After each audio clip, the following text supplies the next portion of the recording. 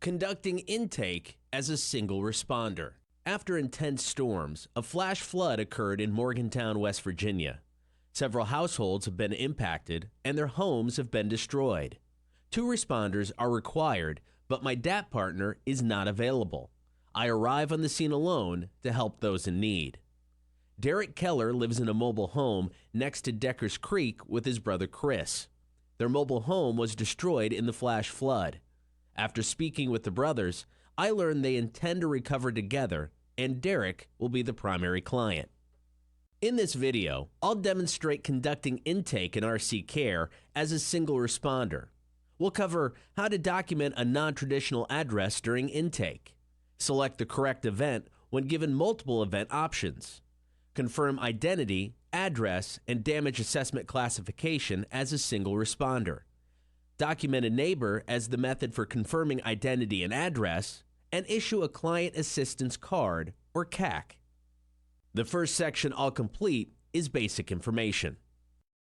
I select the Start Client Intake button to begin documenting client case details. I select Dismiss on the Getting Started screen and begin entering Derek's basic information. I ask Derek to spell his first and last name as they appear on his identification. Then I enter his first name here and his last name here. Then I enter his date of birth by typing it in the date of birth text box. Remember, you can also use the pop-up calendar to enter the client's date of birth. If you do use the pop-up calendar, however, you must select the year before navigating to the correct month and date. I see the age and years field auto-populated. Then I scroll down to complete Derek's address details. I enter the zip code. Derek and his brother live in their mobile home next to the creek and do not have a street address. I do not enter anything in pre-disaster address. I select the No Address Found checkbox instead. RC Care accommodates non-traditional addresses like theirs. I simply document their address as Deckers Creek and Route 64, and then complete the city, state, and county fields.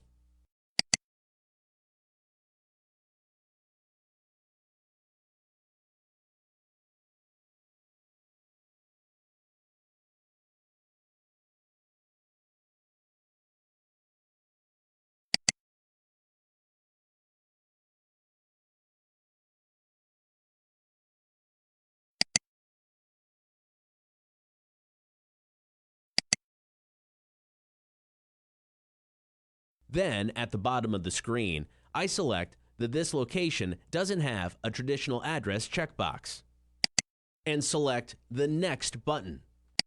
The confirmation screen appears. I show Derek my screen and ask him if his information is correct. He confirms that it is, so I select the confirmation checkbox. And then I select the Next button to save Derek's case.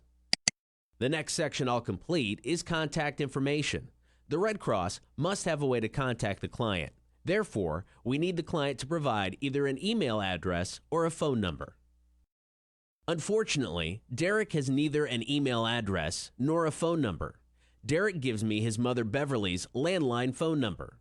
Only when the client has neither an email address nor a phone number should they give you a contact method for a trusted relative, neighbor, or friend.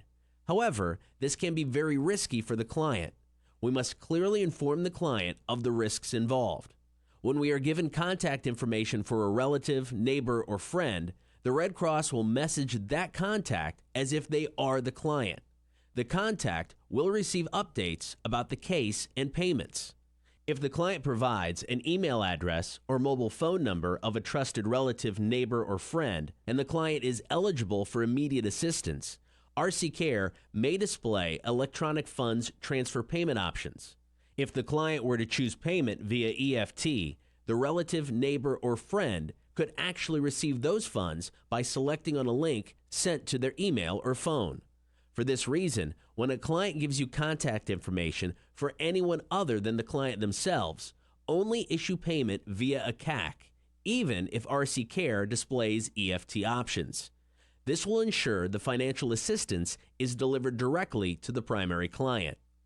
I'll enter Derek's contact information now, and I'll make note that the phone number is for his mother, Beverly.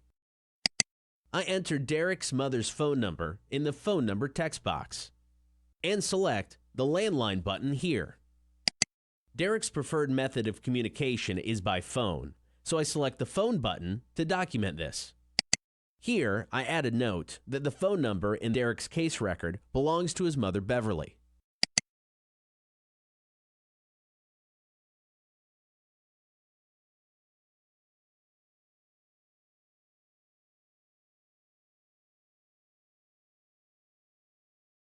And I select Next to save Derek's contact information. I show Derek my screen, and he confirms the information I entered is correct. So I select the Confirm checkbox at the bottom of my screen. And select Next to save the case. The next section I complete is Event Information. RC Care searches the pre-disaster zip code to find existing events in the area. 2 events appear: a flood occurring on October 12th and a multifamily fire occurring on October 8th. I created the flood event earlier when I conducted intake for another disaster-affected family. I select it to link Derek's case to this event. Then I select Next. On this screen, you can see that one other case has already been linked to this event. I select the confirmation checkbox at the bottom of the screen, and then select Next to link Derek's case to this event. RC Care asks one more time if this is the correct event. It is, so I select Yes.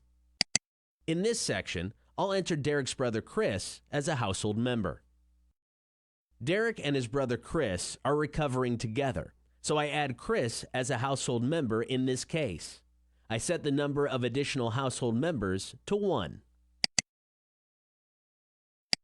Then I enter Chris's first and last name.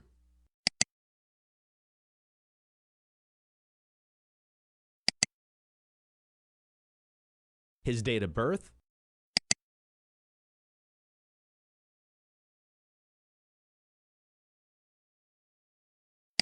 the gender to which he most closely identifies, which is male, his relationship to Derek, which is sibling, and his military affiliation, which is veteran. I select Next to save the information I just entered. Then I confirm the information with Derek and select the confirmation checkbox. Finally, I select Next again to save the record. Now that I have both Derek and Chris Keller attached to the case in RC Care, I'll enter their condition and needs. I'll begin with Derek. His condition is not affected, but he is distraught about the flood and losing his home. He has requested to speak with someone about his spiritual needs. I select DSC about their religious or spiritual needs to ensure he receives a follow-up contact with a trained and credentialed disaster spiritual care worker. Chris's condition is also not affected, so I select the condition drop-down arrow and select Not Affected. Chris is also feeling distressed and is asked to speak with a spiritual care professional. I select DSC about their religious or spiritual needs for Chris. I select Next to save the information. Then I complete household needs. Red Cross gives Derek and Chris 2 comfort kits. To document this, I select Add Additional Items and the Items Provided drop-down arrow and select Comfort Kits. Then I set the number of items to 2 by selecting the plus button. My region also received a donation of sweatpants to give to clients in need. I give the household 2 pairs of sweatpants. To document this, I select Add Additional Items and select Other from the list. Then, in the Other text field, I type sweatpants.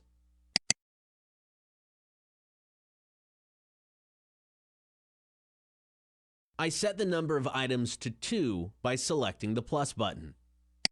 Derek's glasses were in the mobile home and he needs to replace them. I give Derek a VSP certificate and document it by selecting the Add VSP Services and entering the VSP number here.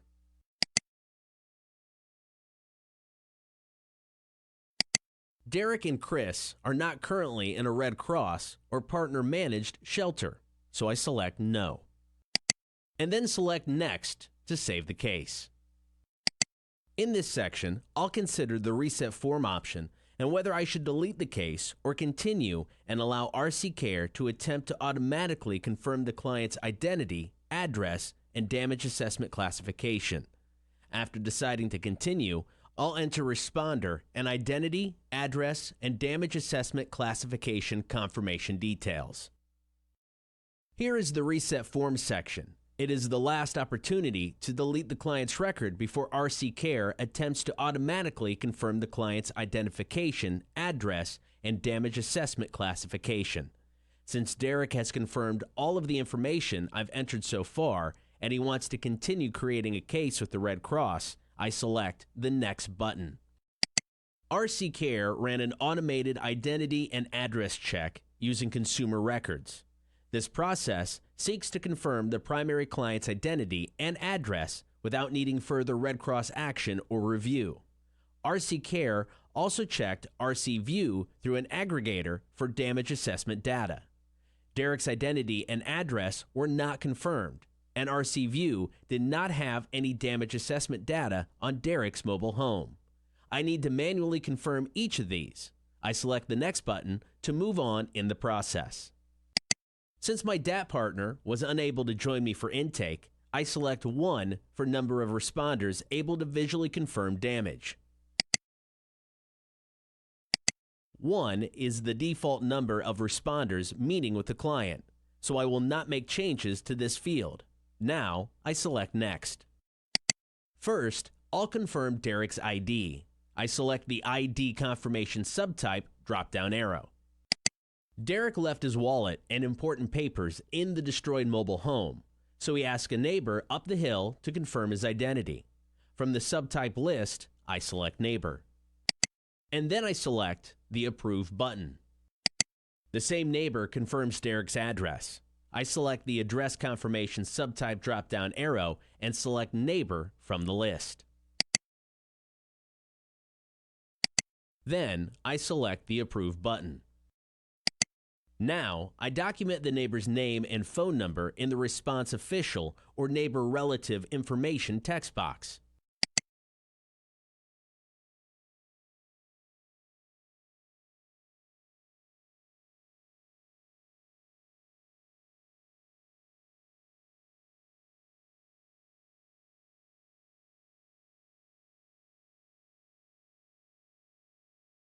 Finally, I confirm the damage classification as destroyed. I select the Damage Classification drop-down arrow, select Destroyed, and select the Approve button. Then, I select Next to save the case. When one responder confirms a client's identity and address through a fire department or emergency management agency official, neighbor, or relative, and the client has a damage assessment classification of destroyed, major, or uninhabitable, the client will be provisionally approved for immediate assistance. The client's identity and address do not need to be confirmed by a document reviewer. After an event reviewer confirms the event in RC Care, the client will be fully approved for financial assistance and may be eligible for additional financial assistance, including supplemental assistance, individual disaster care, and RDO exceptions as needed. This means that Derek Keller will be approved for immediate assistance now and fully approved for supplemental assistance, individual disaster care, and RDO exceptions as needed after an event reviewer confirms the event in RC Care. If one responder confirms the client's identity and address through an approved document instead of a fire department or emergency management agency official, neighbor, or relative, and the client has a damage assessment classification of destroyed, major, or uninhabitable, the client will be provisionally approved to receive immediate assistance. Later, a document reviewer, a worker who confirms that documents uploaded match the details entered on the case, will confirm the client's identity and address in RC Care. Also later, an event reviewer will confirm the event in RC Care. After the document reviewer confirms the client's identity and address, and the event reviewer confirms the event, the client will be fully approved and may be eligible for additional financial assistance, including supplemental assistance, individual disaster care, and RDO exceptions as needed. Now, I'll move on to client demographics. RC Care requests additional details about Derek, the primary client. One important question is the language spoken in the household. Red Cross wants to ensure that a language barrier does not prevent us from addressing our client's disaster cause needs. Having this information will help the Red Cross line up a translator if needed. English is spoken in Derek's household, so I select that here. Derek identifies as male, so I select the gender drop-down arrow and select male. Finally, I document Derek's military affiliation.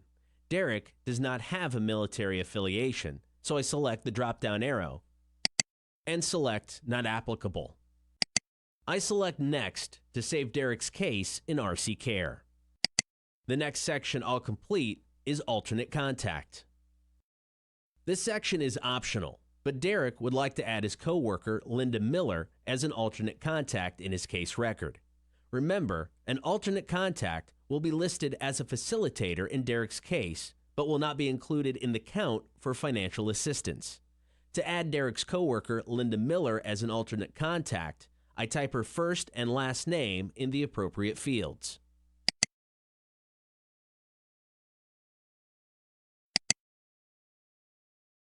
Then, I enter her phone number in the phone call text box.